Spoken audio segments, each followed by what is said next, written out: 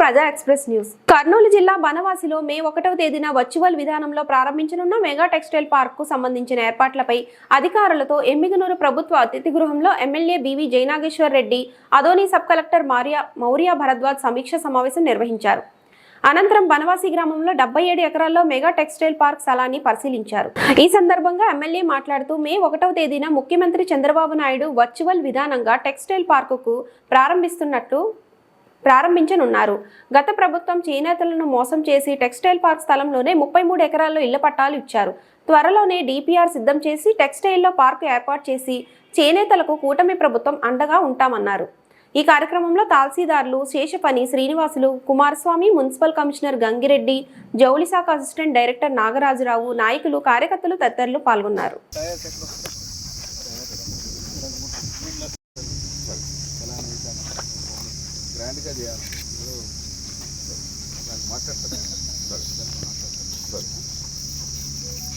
ఇప్పుడు ఈ స్థలానికి తగ్గట్టు ఈజీగా 1000 మెంబర్స్ అయితే ఈజీగా వస్తారు. పార్కింగ్ ఒకటి ఇబ్బంది, అటువైపు తీసుకుంటారు. ఎంఐజీ లేఅవుట్ ఉంది కదా,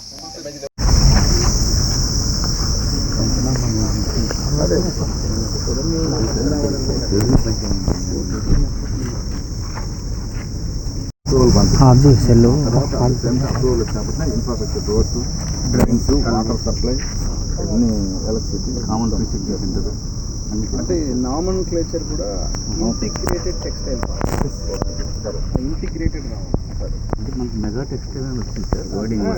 మెగా టెక్స్టైల్ నో ప్రాబ్లం, దాంట్లో మెగా టెక్స్టైల్ కూడా కావాలి మాకు. మెగా టెక్స్టైల్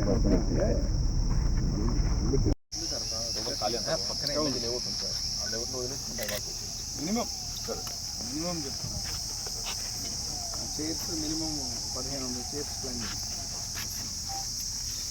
చేసి మనకు టోటల్ ఎల్ఈడి మనకు వర్చువల్ పైలాన్ ఎక్కడ వస్తుంది, స్టేజ్ దగ్గరలో పక్కలోనే స్టీల్ ఫ్రేమ్ స్ట్రక్చర్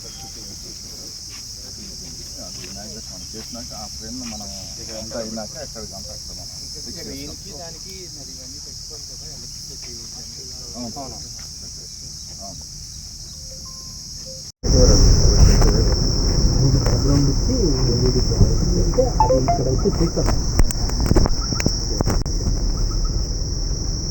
కాంట్రాక్టర్ అయినా మనం అక్కడ టాప్ మోస్ట్ తమిళనాడులో టెక్స్టైల్ కన్సల్టెన్సీ వాళ్ళకు కలెక్టర్ గారు మనం మీటింగ్ ఏర్పాటు చేసి అక్కడి నుంచి వాళ్ళు ఆల్రెడీ కానీ సక్సెస్ఫుల్ టెక్స్టైల్ పార్క్.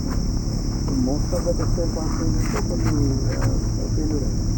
అది ఇప్పుడు మన కమిషనర్ గారు, రేఖా గారు, హ్యాండ్లూమ్స్, నేను అక్కడ అందరం కోఆర్డినేషన్ చేసుకొని త్వరలోనే ఒక మీటింగ్ పెట్టేస్తాం. మీరు మీ ఆధ్వర్యంలో కలెక్టర్ గారు కన్సల్టేషన్ చేసి అప్పుడు డిపిఆర్ తయారు చేసి ఇక్కడ చేనేత కళాకారు రిక్వైర్మెంట్ సైజ్ ఆఫ్ ప్లాట్స్ కూడా రిక్వైర్మెంట్ ఇన్వెస్ట్మెంట్ ఆ విధంగా చేసి లేఅవుట్ ఫస్ట్ లేఅవుట్ అప్రూవ్ అయినాకనే సార్ ఇన్ఫ్రాస్ట్రక్చర్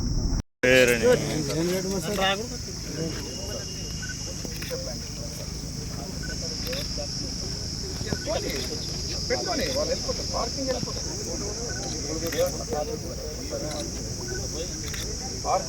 మనకి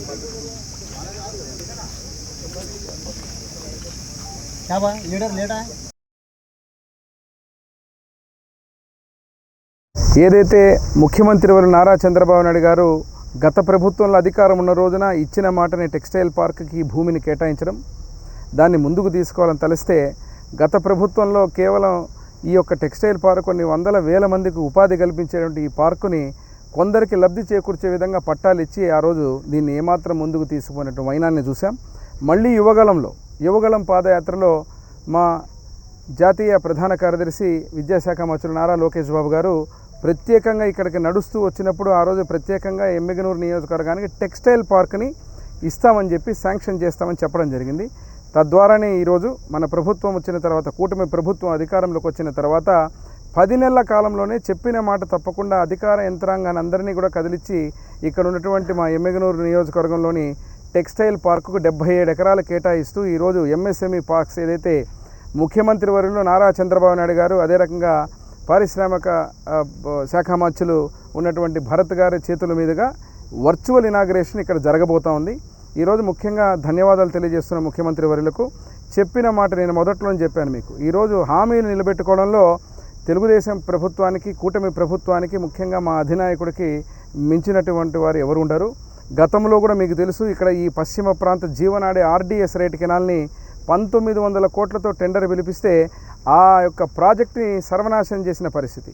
ఇలా ఒక్కొక్కటి ఏ ప్రభుత్వం అయితే ఆ రోజు మంచి నిర్ణయాలు చేసి ఇటు మా ఎమ్మిగనూరు నియోజకవర్గం చేనేత కళాకారులకు, అదే రకంగా ఎంప్లాయ్మెంట్కి ముఖ్యంగా ఈ యొక్క పార్కు దోహదపడుతుందని మరొక్కసారి 77 ఎకరాలు కేటాయించినందుకు టెక్స్టైల్ పార్కుకి ఈరోజు మళ్ళా నాంది పలుకుతున్నందుకు ఎమ్మిగనూరు నియోజకవర్గం తరఫున, మా అందరి తరఫున కూడా ముఖ్యమంత్రి వారు నారా చంద్రబాబు నాయుడు గారికి, అదేవిధంగా హ్యాండ్లూమ్స్ ఏదైతే బీసీ వెల్ఫేర్ శాఖ మంత్రులు ఉన్న సవిత గారు, వారు కూడా వారికి ప్రత్యేక ధన్యవాదాలు తెలియజేస్తున్నాం ఈ యొక్క అంశం మీద. ఎందుకంటే ప్రతి చోట కూడా ఇప్పుడు మాకు కమిషనర్ గారు కానీ, రేఖా గారు, అదేవిధంగా కలెక్టర్ గారు, సబ్ కలెక్టర్ గారు, ఇక్కడ ఉన్నటువంటి అధికారులు, హ్యాండ్లూమ్స్ అందరూ కూడా, ఏపీఐసి అధికారులు కూడా ఈరోజు ప్రత్యేకంగా వెనుకబడిన ప్రాంతం, పశ్చిమ ప్రాంతం మా ఎమ్మిగనూరు నియోజకవర్గంలో ఈరోజు ఒక ప్రత్యేక దృష్టి పెట్టి ఎంప్లాయ్మెంట్, అదే రకంగా చేనేత కళాకారులకు ఎంతో మేలు చేసేటువంటి ఈ యొక్క టెక్స్టైల్ పార్కుకు నాంది పలికేది మే 1వ తేదీ ఇనాగరేషన్ జరగబోతున్నందుకు ప్రత్యేక ధన్యవాదాలు మా అందరి తరఫున ముఖ్యమంత్రి వాళ్ళకు తెలియజేస్తున్నాం.